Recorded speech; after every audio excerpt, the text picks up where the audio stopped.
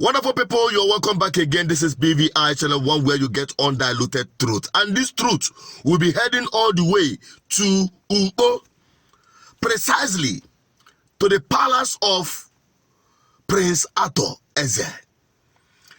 Honestly speaking, I came across a video where he had a meeting as organized by the state government with the elderly people.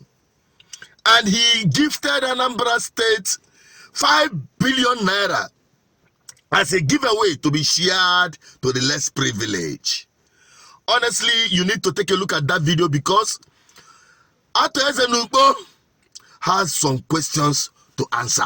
But first, watch the video. Travel man, it's a very travel man who helped us to solve it. We have the money, but how can we shy? Can you shy here? It's a war. Every governor to read them will know how to shine. Now, my dear governor, I don't want to waste time. I will buy you 5 billion naira adding next year, so you can shine where you feel that is good. 5 billion naira.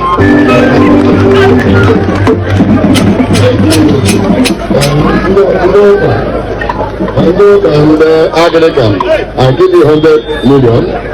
Ndị father 100 million. Ndị Methodist 100 million. 100 million.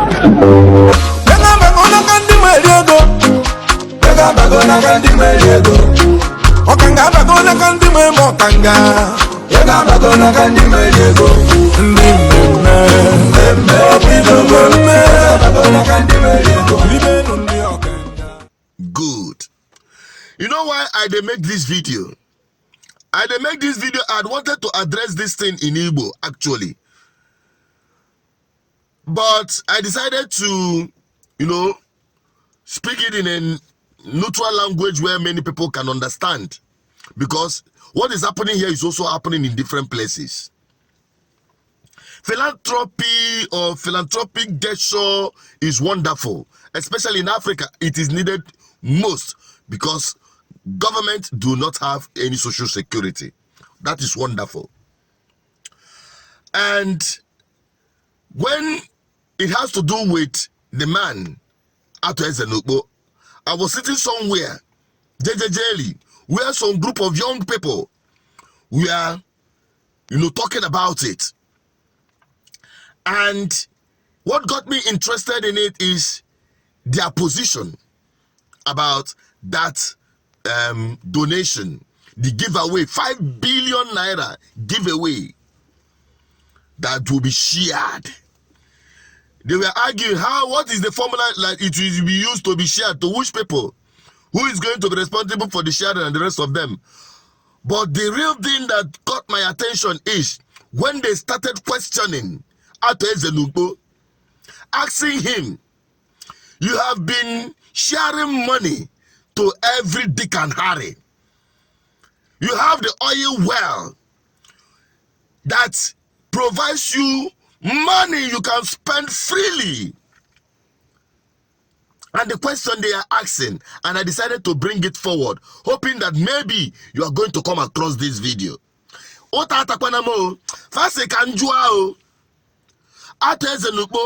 They say, make I ask, how many industries have you set up in Ugbo or in Anambra State or in the Southeast? They want to know. Maybe there are, but they don't know.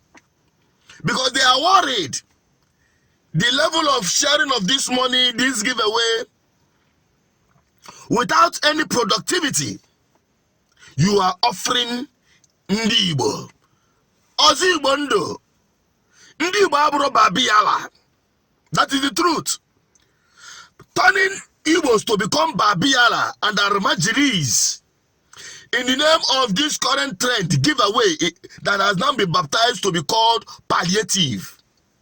Even the government have adopted it. As wonderful as it is, that is not the problem of an Igbo man or the solution to the problem of an Igbo man. Ndị Igbo bụ ndị na-agba mbọ. Ndị Igbo bụ ife ndị na-alụpụta ife. Ndị Igbo bụ ndị na-eji akava na umeva emepụta ife fire for themselves. They are quite independent. However, Joe, they are asking this question: how many industries have you set up that will employ youths in Anambra State, in Ndigbo, and in the southeast, so that they can in turn independently take care of their parents, their aging parents? How many of them is under your payroll? I mean, people who are productive. We are talking about agricultural estate. We are talking about mechanic village. We are talking about computer village. How many of them have you set up in Anambra State or even in Ndigbo? And they said the only thing you are able to attract to your people in your village is a zonal divisional police headquarters. And they said also, because now maybe the ear on the street and the voice in the wilderness, that the police station was only attracted so that you can use that to intimidate the surrounding community or anyone around. That is their opinion, no?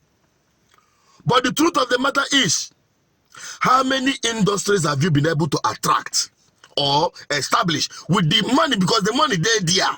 The 5 billion naira you donated, I know it will go a long way in establishing a computer village or mechanic village or agricultural estate. Can they buy a cooperative money? There are teeming unemployed youths who are unable to even take care of their parents. In fact, they are living under the care of their parents even at their 40s.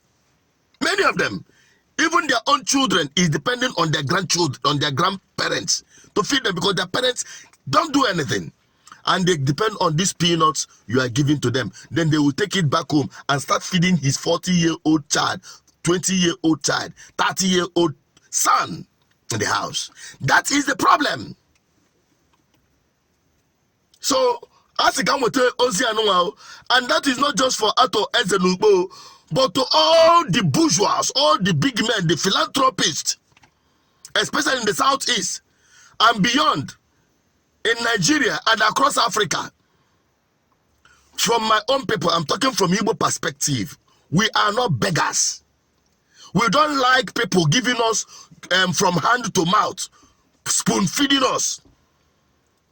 Ndigbo does not rely on government or any individual. Just provide them the enabling environment, equip them with what is necessary for them to make impact. They are drivers of development and progress. Why will you subject your own people to Babiala kind of people and Majiri mentality? No! Ndigbo should, in as much as it is a good thing to be given, but let us look into this direction. There are genuine platforms. You can call together the cooperatives, empower them with little fund, and you see the wonders they can do. Not be me talk say, teach me how to fish, stop feeding me fish. Not me talk It's a simple thing. So please, as a nupo biko, ayo kasi kanyo, rapusha konum nada. Wele ga tinye ni imepota na ani Igbo na cooperative olili agricultural estate. We are begging for it. Nobody will even give us a chance. Empower cooperatives you can trust. It doesn't necessarily mean you can give GGM. No.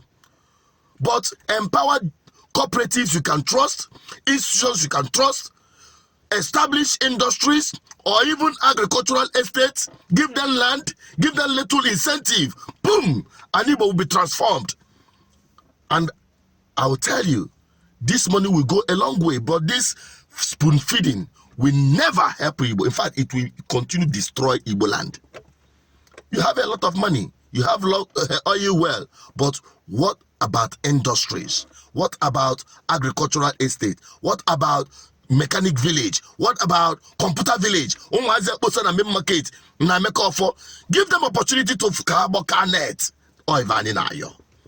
What is your take on this? Help me share this video, because Good Governance Ministry, we are committed to the progress and development of our Ndigbo and empowering our people through economic development.